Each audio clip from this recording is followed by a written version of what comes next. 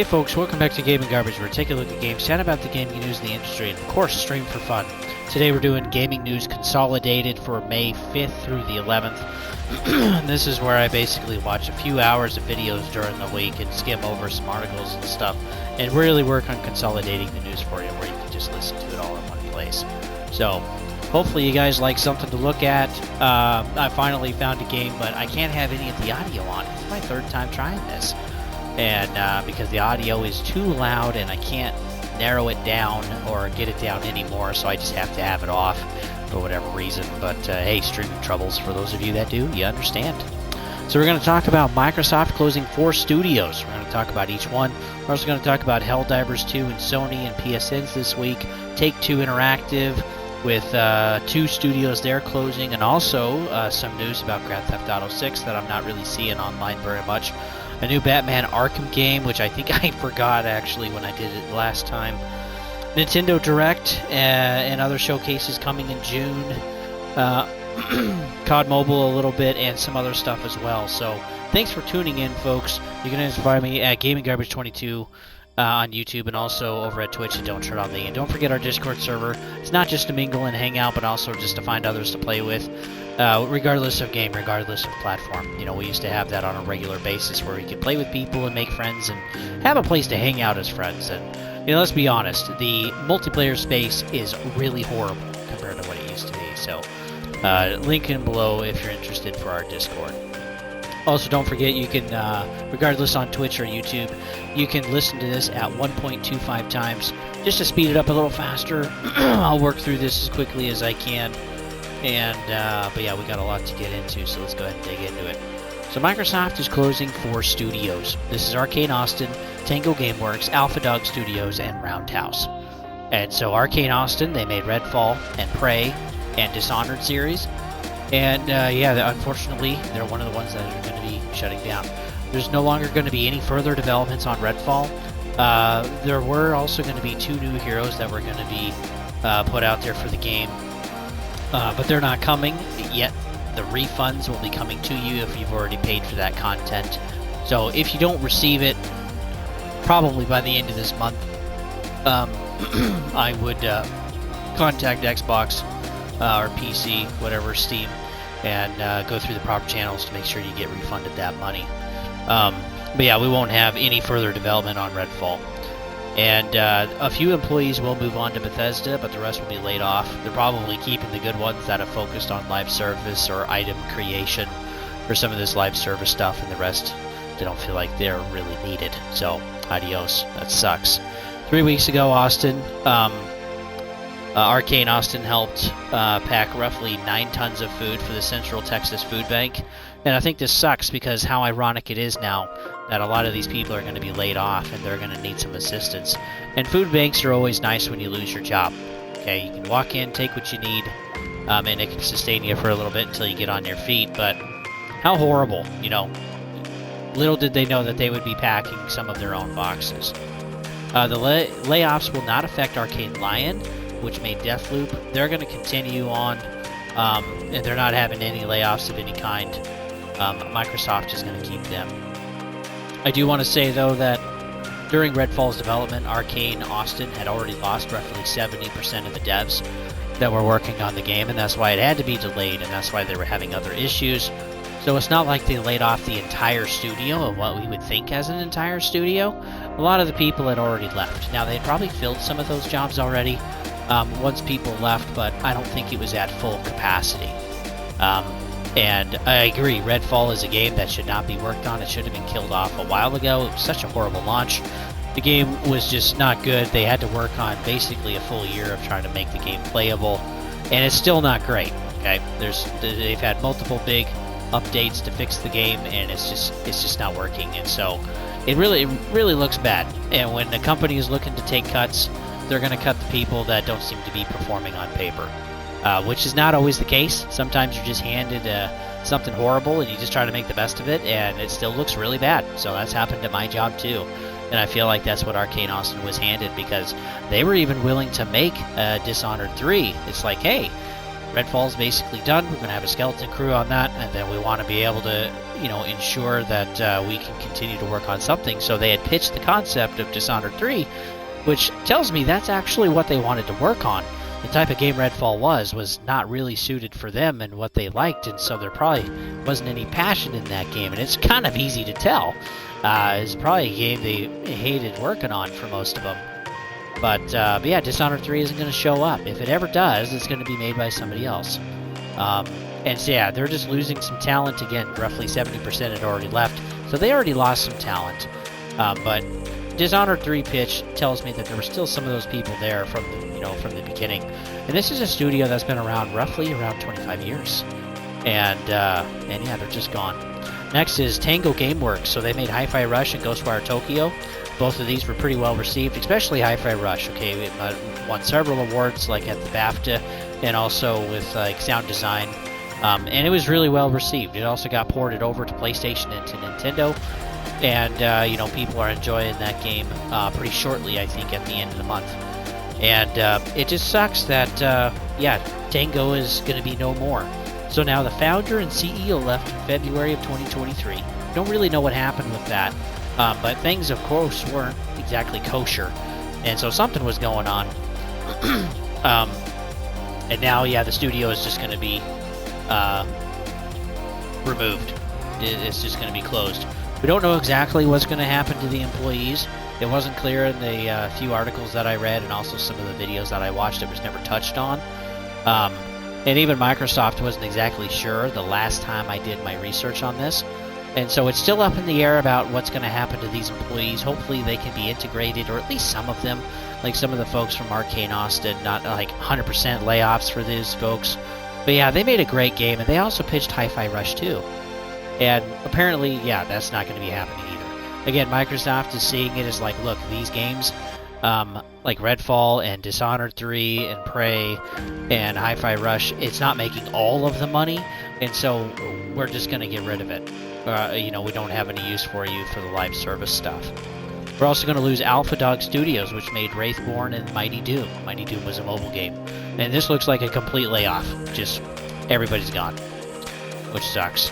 Again, we're also going to see Roundhouse close. All of the employees, though, will actually be moved to ZeniMax Online, and they're going to help with Elder Scrolls Online, and probably to Fallout 76. These are two, like, big multiplayer online live service games, and they haven't actually put out a game since, like, 2019, so it's been a while, and they're basically just going to merge right into ZeniMax, and they'll just, no layoffs, thankfully, as far as we know. But Roundhouse just isn't going to exist anymore.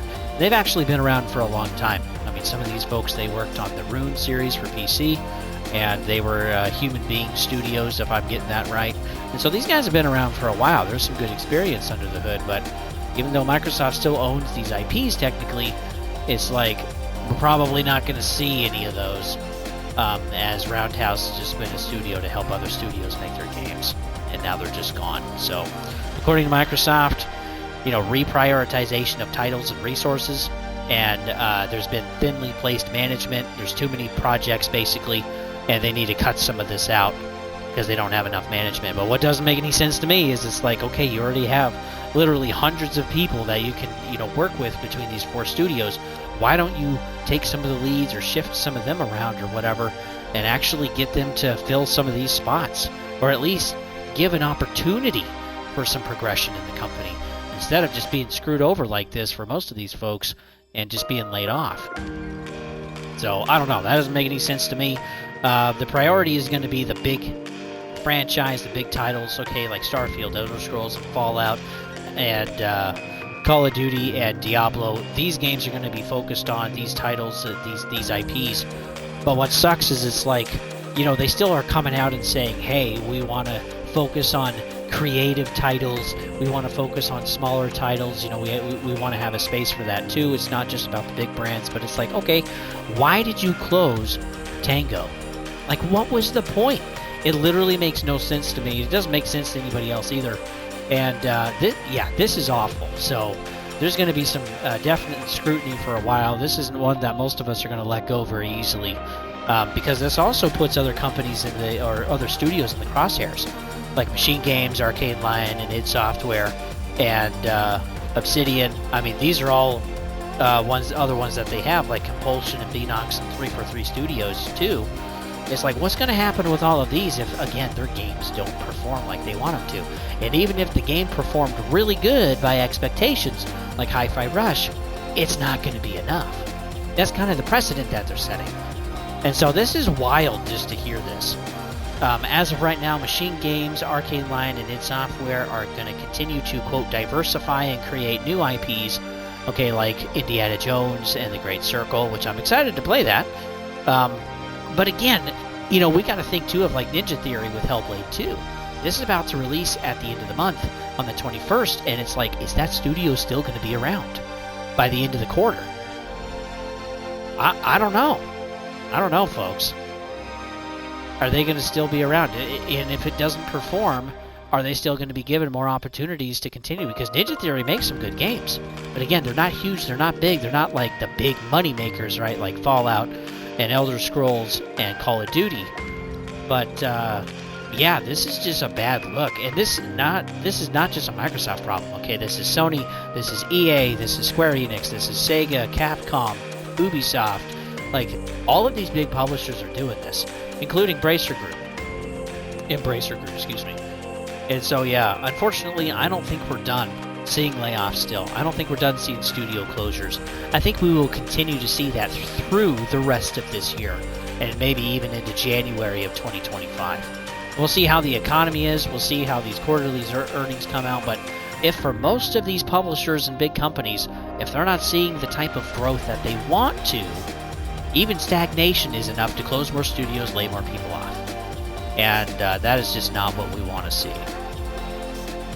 And two, I gotta say that it seems like they're just focusing on kind of the live service. Because again, those are the games that make all the dirty money. And that's awful. Something that was kind of funny was like Phil Spencer's camp in Fallout 76 was found right after this news came out, and somebody nuked it and totally ruined his camp. So he's screwed for a while. I'm sure he saw that quickly enough. Also, too, with Hi-Fi Rush, it will still have a physical release. I wanted to make sure. Maybe some of you don't know that, but there will be a limited physical release of Hi-Fi Rush, and that will be announced shortly about when that is and how you can get your hands on it. Also, too, with Redfall, it isn't going to be around forever. Even though with physical copies, there isn't going to be any offline mode. So this online mode, as soon as the servers are offline, that's going to be it. The game's literally going to disappear. And again, it's going to be another game that was more of a service instead of an actual product. So even if you buy your physical discs, folks, that does not ensure that you'll be able to play the game. And I think that's something to pay attention to and be aware of, is that these games are no longer becoming permanent, even with a physical disc. And so, yeah, that's a story for another time, but that sucks. But like, the future is going to be different than how we see it today, no matter how much we want to change it. So moving on to Helldivers and Sony. So for those of you that haven't been on social media at all, Helldivers 2 basically got the word from Sony, hey, you need to start implementing this PlayStation Network accounts and forcing it upon the player base. And this was actually something that was iterated and in the writing, but it wasn't communicated very well. And so a lot of people were kind of blindsided by this, and roughly 75% of the player base right now is PC, and the other 25 is on PlayStation. So this actually affects a lot of people. Now, most of us would think, oh, it's just a free PSN account. Okay, maybe it's not going to take that much. It's just going to be a few clicks, whatever. But the fact that you have to log in to a third party really pisses some of us off, like me included. And this is why I didn't play Exoprimal on Xbox. This is why I didn't play Payday 3. I don't want to log in or even try the Final Fantasy Online. I gotta make a third-party account when I'm already signed into stuff, and I'm old and grumpy, and I just don't want to do it, okay? I don't have time. I don't have time to screw around and make a password and whatever, and it's actually getting harder for some of this crap as I get older. And so this is just another example of just like, this was supposed to be implemented, but Helldivers 2 took off so hard that it couldn't be implemented right away. There were too many players.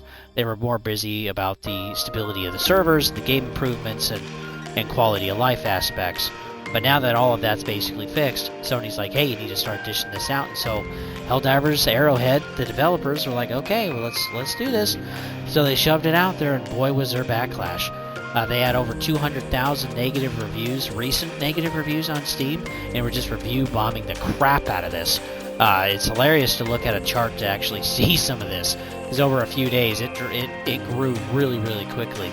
And so PlayStation's response to this was to tell Steam, hey, take the game off of Steam.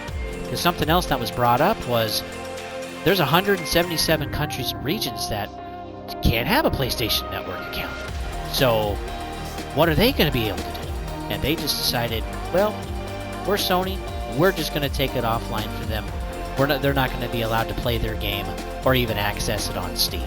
Now, in my opinion, that's definitely fraud, because when something is paid for something, even a product or a service, you can't not give it to them, okay? And Sony, and neither does anyone else, but Sony is a big one, stickler for just not wanting to have refunds.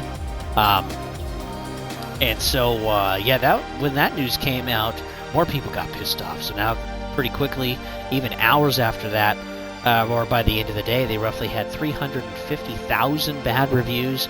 And finally, Sony could see what was going on, and they said, hey, don't worry about it, we're not going to require this anymore. And we thought we won, and in a way we did.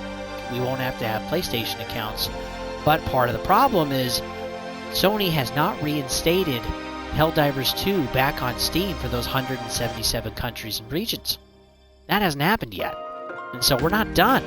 And so it is nice to see that we do have influence, we do have some pushback, folks, but at the end of the day, we have to withhold money. And in the process, this hurts developers like Arrowhead. This has devs lose their job. But ultimately, if we want to take some of our gaming industry back, this has to happen. This has to happen. Because what these companies are doing, including Xbox now, is just basically focusing on their live service games. And for those of us that don't like that, we need to quit buying them. We need to stop buying the skins and the bundles, okay?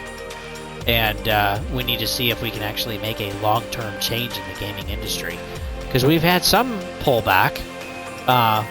I've done some State of Gamings on live service, and some companies are worried, but the big ones, they're going to keep trying. And, maybe we can't win, but I still at least think we should try. Because games not being able to come to fruition like Dishonored 3 and Hi-Fi Rush 2 and all of the other games that have been canceled that we don't know about, that can't happen.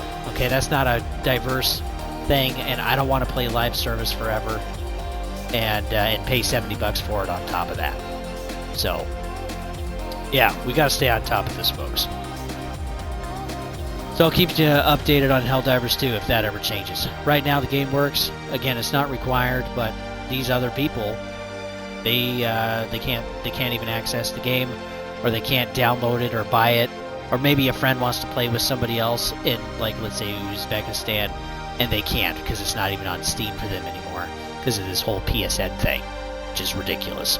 Sony, too, has also had an issue with having enough subscriptions, just like Microsoft with Game Pass, and so trying to probably boost those subscription numbers up. But again, this is not the way you do it. It's really not. Moving on to Take-Two. So they're also closing down 2 studios.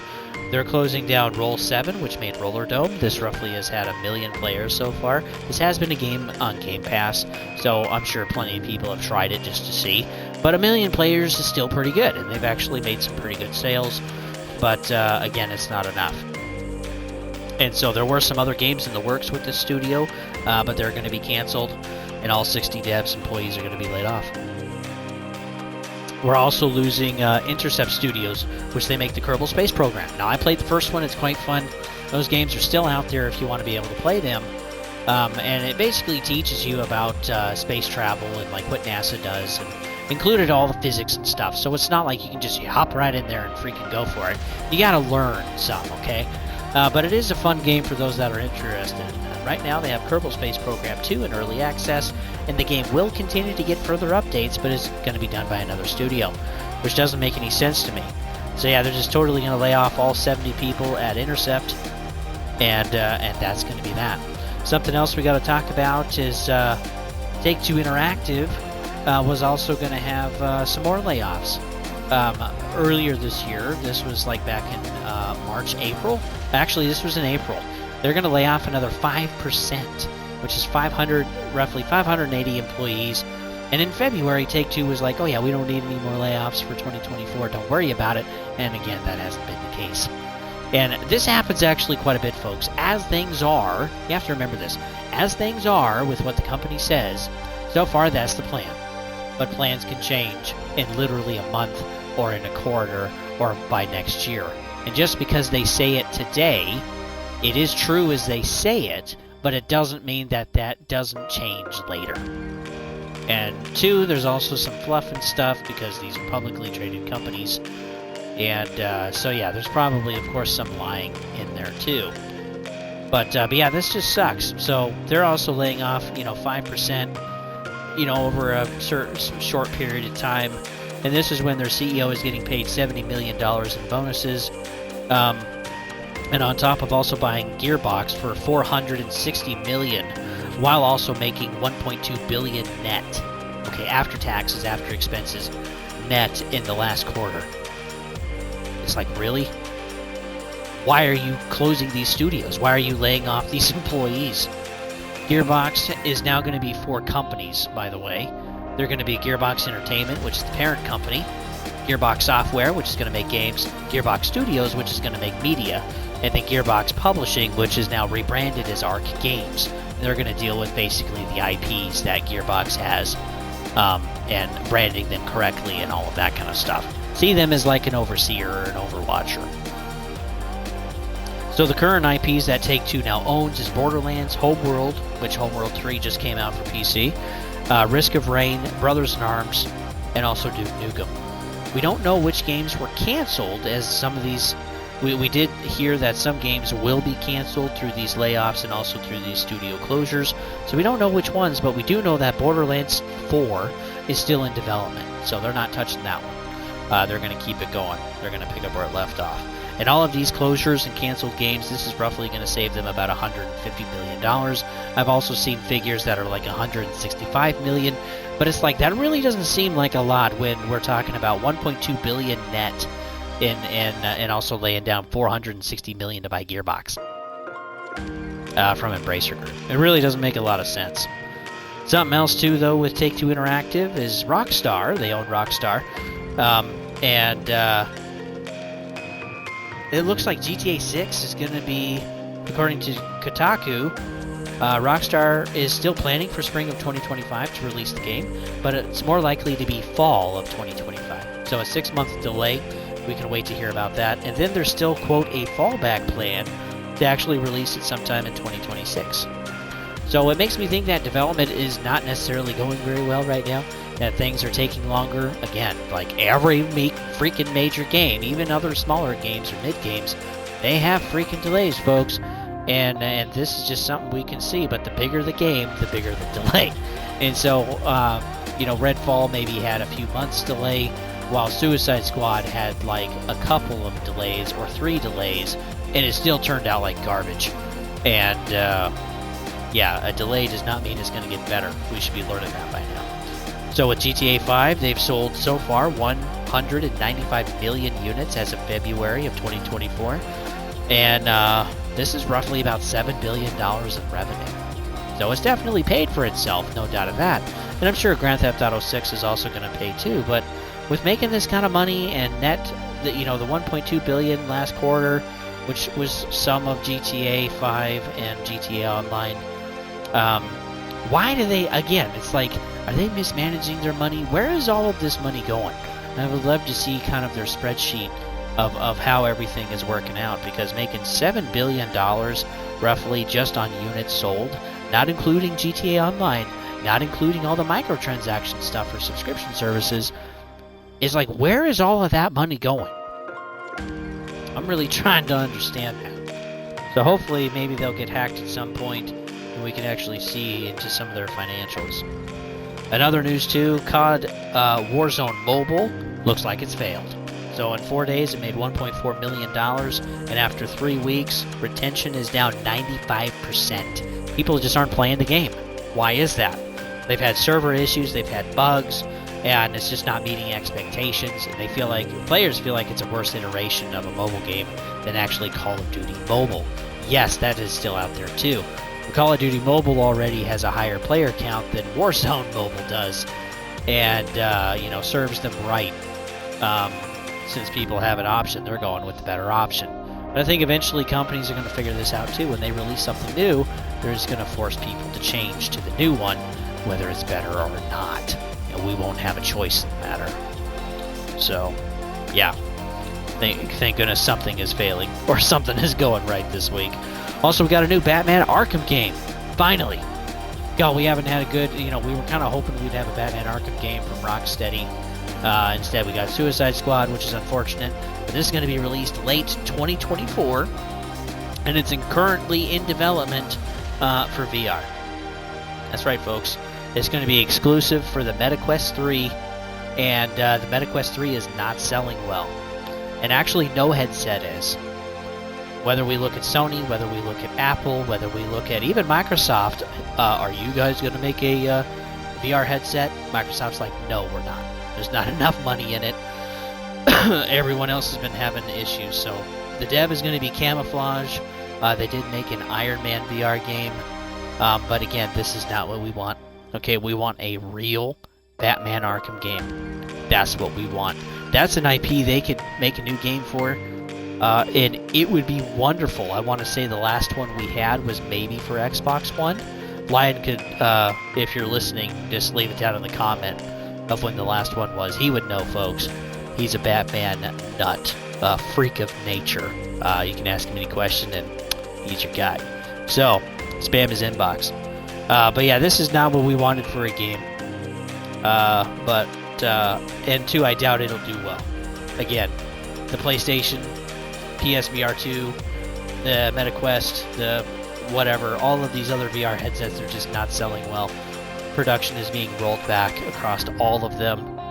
And, yeah, I feel bad for the developers because it's like they're not going to get a ton of money from this. They better figure something else out. Let's see. Next month, roughly about a month from now, we're going to get Nintendo Direct. We actually got something from the president of Nintendo saying that we're going to have an official Nintendo Direct in June at some point. We will cover that here on the channel for you folks. Bulleted list, or actually watch it live. Please don't make me watch it live, folks. My life is busy enough with 96 hours of work this week. But also we're going to have the Xbox Showcase too in June. I think June 9th, somewhere in there. So I'm definitely going to be watching that one for sure. I want to see kind of what their plan is, what they're going to be showing, because they got to find some way to make money. I mean, if their revenues are declining for consoles and for content and for subscriptions, they got to come up with something. So that's why we're having some of these closures and layoffs that we've been seeing this year already. But yeah, honestly too, I don't think we're done. People feel broke, and that's part of the problem. Make sure, oh yeah, last little bit here. Fallout TV show, just to tell you guys, 65 million views so far on the Fallout TV show. Regardless of what you think or continuity or whatever, this show is well liked. People are curious about it. People too are playing the Fallout games, roughly having 5 million active players coming back between Fallout 3, 4, New Vegas, and Fallout 76. And it's just crazy. Like, people are just loving Fallout again. And that's just really fun. And again, most of these games are not live serviced to death. They're just games, folks. They're not services. They're games, and that's great. Season 2, of course, has been greenlit. I'm sure that will be coming next year. And, my wife and I were excited to see it. Also, with Lion, we'll kind of go over a review of the TV show. There will be spoilers in it, so we'll let you be aware of that when we actually do that, but we'll do that pretty soon. Also, X-Defiant finally has a release date, so think of this as like a Call of Duty kind of multiplayer game. This is going to be coming out May 21st, same day as Hellblade 2, so I'm going to be a busy boy this month. But I'll try it for you guys since it is free to play. I'll give my final thoughts. This will at least be an initial look. I'll probably play a few other times after that just to have an idea. You can watch me die all over the screen as I try to keep up with these young kids, and it'll be hilarious. Also, Alan Wake 2 has sold so far 1.3 million copies. Congratulations to them, but it's yet to be profitable. It's been out for 6 months so far, and they hope to break even by the end of 2024. That's Christmas. It's like we still got half of the year left, and they're hoping to break even? Man, that's kind of a little scary. Excuse me, folks. It's just crazy how much we need in sales now to actually break even for some of these games. And it just baffles me just how expensive games are getting. Like, we got to see through the Insomniac hack with Sony that they spent over $300 million for the budget of Spider-Man 2. And that doesn't include marketing, and that doesn't include licensing and other stuff too. And so it is mind-blowing how expensive it is and how long too it takes for some of these games to actually break even. And I think what we'll see in the long run is that companies will pull back on the budgets, and they'll also continue to consolidate on the IPs that they know make money. And that's what we're seeing with with Xbox this week. But again, it's not just them. It's Sony, it's Ubisoft, it's Square Enix, it's Sega, it's Capcom. I mean, it's everybody. So I don't think it's. I think it's going to get worse before it gets better. Also, too, a game you may not know about. It's a indie horror game, kind of like Five Nights at Freddy's Security Breach. And I want to show it to you guys when it gets here. So it's supposed to be coming out in 2024 for PlayStation 5 and Xbox. And it's called Poppy Playtime. So if you just want to wait and watch it here on the channel and enjoy the scares with me, that'd be cool. But hey, if you are curious, you can go on YouTube and find some PC players play it and kind of see if you'd be interested. But honestly, it looks interesting. It is a small game. It is broken up into chapters. They're working on chapter 3 right now, actually, by the way. But yeah, I want to show it to you guys. It seems interesting. I'm definitely going to scream. Also, lastly here, we're going to talk about some classics that are being ruined by live service. So we got Pac-Man. New Pac-Man game came out. It's basically like a battle royale. 64 players, live service to death with map skins and cosmetics for your Pac-Man or Pac-Woman. And there's not enough players really in the game, and so they're just filling it with bots. Isn't that great? Base game is $20, and then if you want the super fancy edition, super fancy COVID edition, excuse me, is $30. And honestly, good gall, just save your money, folks. There is a trailer if you're interested. You could look it up on your console store or on Steam. But yeah, it's just like, really, why would I spend my money when I don't know, I got Indiana Jones coming, or I still want to buy Stellar Blade, maybe. You know, it's just insane. Another game that they ruined is Sonic the Hedgehog. So Sonic Rumble is like another Battle Fall Guys type of game where there's 32 of you starting from the finish line. You're all trying to make it to the end, and you're all competing over who can do it the fastest. And of course there's obstacles in the way and whatever. And I'm sure it's a chaotic mess, but God, I'd rather waste my money and time on World of Tanks or War Thunder. It's a little more innovative there and challenging and satisfying too, once you finally get a kill. But even in the trailer, you can see that this mobile game, Sonic Rumble, just does not run good. There's dropped frames. There's areas too where like the frame rate stays dropped. It's not just missing frames. The frames just go down and stay there for a while. And so this is just horrible. This is just a way to kill classics just for cash grabs, right? And it just sucks. It's like we just want some iterations. And I think a lot of games that we grew up with, Sly Cooper, Ratchet and Clank, Crash Bandicoot, Spyro the Dragon, which we did get, by the way. We got some remasters of those, which are wonderful. Those are great for your kids. But there's a lot of games that we've grown up with, and there's a lot of IPs out there, but I don't think we're going to see really much of any of them, because again, they don't make all the money. And I think that's what we're learning this week, is that companies like Sony and Xbox are trying to find ever creative ways to continue to make more money, to kind of continue to get more subscriptions, to more. It's all about boosting those numbers. And it reminds me, working at GameStop, it's all about sales, pre-orders, gameplay guarantee garbage, and just like, look, I'm not going to do that. I don't want to be a manager of this place. No, thank you. I want to serve the customer. And that's what I want to do here on the channel. So if you enjoy the content, folks, like and sub, all that good stuff. But also share the content if you enjoy it. That'll help with the algos. I think the algo hates me sometimes, and but it probably hates us all, honestly, because again, it's all about that money. But you can always follow me too at GamingGarbage22 over at YouTube. Also Twitch. Don't tread on Twitch. Excuse me, folks. It's a little late. And then also there's the Discord server link below, not just to mingle and chat, but also to find others to play with. You know, regardless of game, regardless of platform, we just want folks to be able to get together and play together and make friends and just have a good time and have a place to hang and feel included. And we have voice channels for you guys, so it doesn't matter if people are on different platforms. You can still hop right into Discord and just get in a chat room and just start hearing each other as you're playing and dying. So thanks for tuning in, folks. Hopefully you guys are hanging in there. Even with these layoffs, this is not just with gaming. This is just every sector in the economy. Even with mine with pulp and paper, we had a couple of mills shut down, and now we're getting some of those customers. And so just be aware out there, okay? Take care of yourselves. And, you know, have some rest. But have something that's satisfying too, that brings life into your life, and just plan too for life to not be perfect. Do some prep work, like with layoffs, for example. You know, do a resume, have it ready, because you never know when you're going to need it. I also just had a friend that just got laid off as a welder, and yeah, when you start seeing blue collars getting laid off like that, that's really bad for the economy. So regardless of what they say on the tube, don't believe it. Things are not okay, and I think it'll get worse before it gets better. So with that, folks, I'll see you guys on the next one.